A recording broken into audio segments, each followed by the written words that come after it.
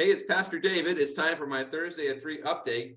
And today I have the pleasure and the privilege of having Pat Albert and Dr. Bob Constant with me. They are the co-chairs of our Staff Parish Relations Committee.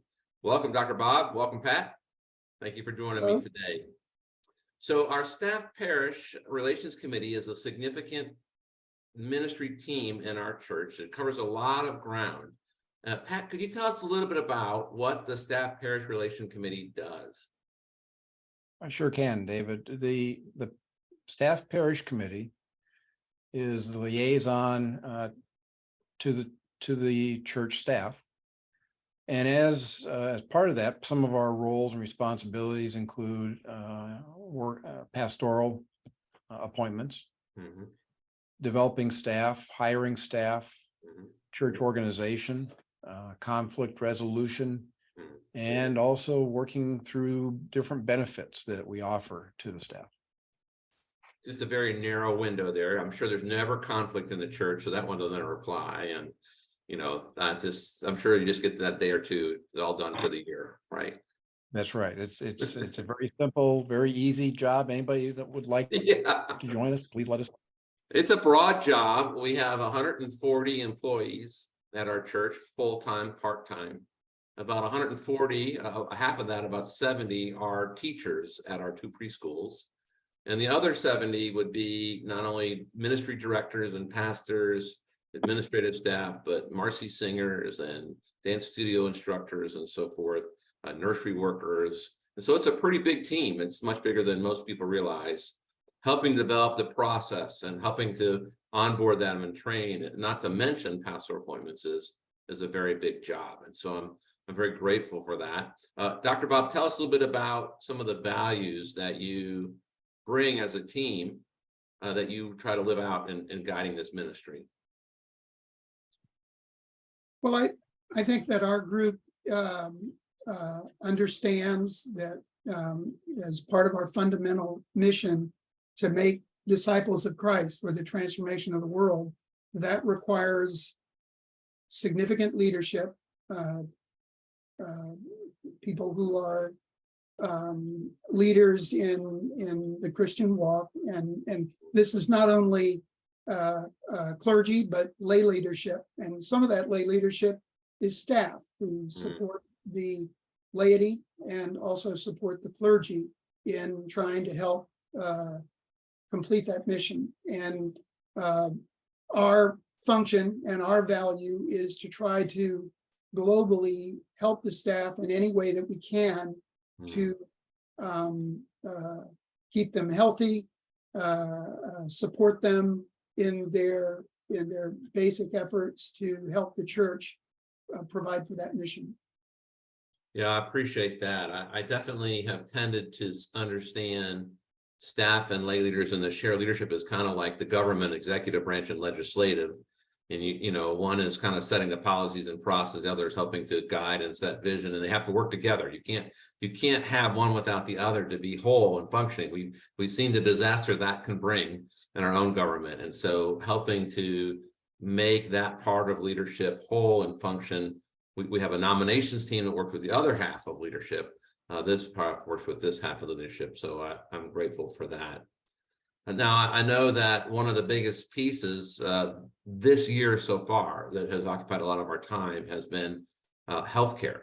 We offer healthcare to employees that work more than 30 hours or 30 hours a week and above. Not everybody's eligible.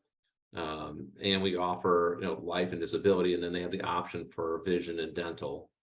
But it's a big piece of the budget. It's about $200,000, but 50 are employees that we provide health care for. It was slated to go up 36%.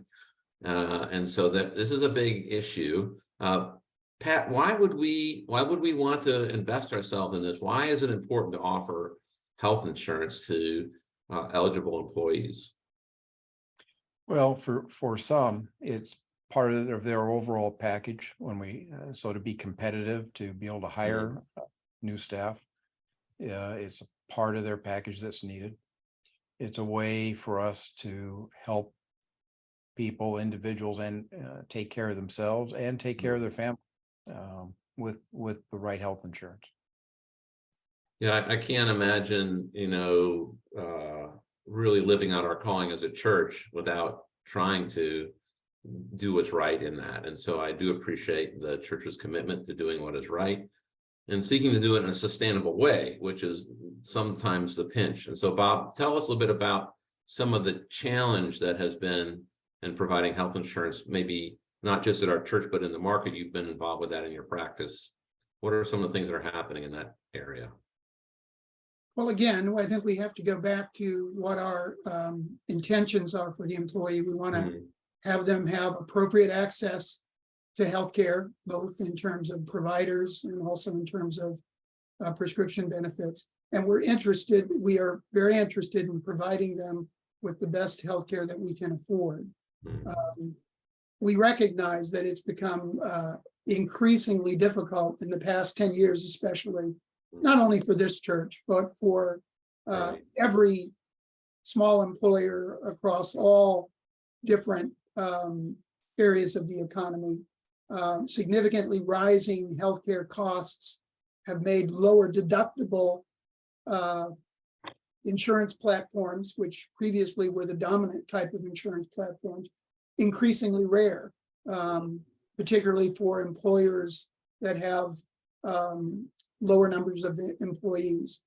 For most medium and smaller employee groups, the premiums for lower deductible insurance healthcare plans have increased substantially, as you indicated, with a 36% increase that we were looking at if we were trying to maintain the same type of insurance program. So it's really priced us above our ability to afford them any longer. And also, along with the increase in the price or the premiums for these types of platforms, the access to healthcare, the network, the clinical network for providers has really shrunk in those particular programs. As a result, we have faced, like most other small employers have faced, the idea of going to higher deductible insurance healthcare plans to both give us affordability and also try to maintain access of healthcare for our employees. This is really something that allows us to try to meet our goal in supporting the employees, but it does come with issues. I mean, the higher deductible health insurance could provide deductibles in the thousands of dollars before the healthcare companies, the insurance companies, actually start to pay their portion of the healthcare expense, and that presents an issue. Yeah, I appreciate that description. I know that we all understand that the insurance industry is changing. We all understand from our own lives that different practices are being bought out and consolidating in that shrinking kind of market. And just even in a large firm, it's brought change. And so I'm so grateful for the work that this team does with our HR director, Aaron Corbelli, to help us find this necessary thing for some of our family here that are leading. And of course, this is just one part, right? You also right now are heading into a season of pastor evaluations. You have obviously to work with the leadership council and respond to their vision and appropriately sizing and assigning responsibilities on staff. And then there's a whole bunch of processes that go in underneath that. And so it's a very broad job. And I'm always just in awe of lay leaders like yourselves who, give so much and come in and take on this large task for the sake of the family, often without anybody really knowing who you are, until there comes like an issue that we don't want to hear about. Then you get to know who you are. So I'm just really appreciative of both of you. Pat, why would you take on this role of co-chair on such an important ministry? Well, it for myself, being with this church for the past 7 years, it's a way for me to give back to the church, to support the church. It's and certainly with Bob, but also the other members of Staff Parish. If it wasn't for the other members, it would be a very difficult job Right. because they are a good group, certainly supported by the pastors, yourself, as well as Aaron and Corbelli and Deb. It makes the job a little bit easier, Mhm. but it's a way for me to give back and to support the church. And I see Staff Parish as a critical role, critical function in this ever-changing world that we live in. Well, I'm grateful that you're not the person who always picks the easiest path to give back, because it's not the easiest path in giving back. So I'm grateful for that, and certainly acknowledge your team. There's a great team of Staff Parish members who give their time to do this. Bob, why would you take on this role?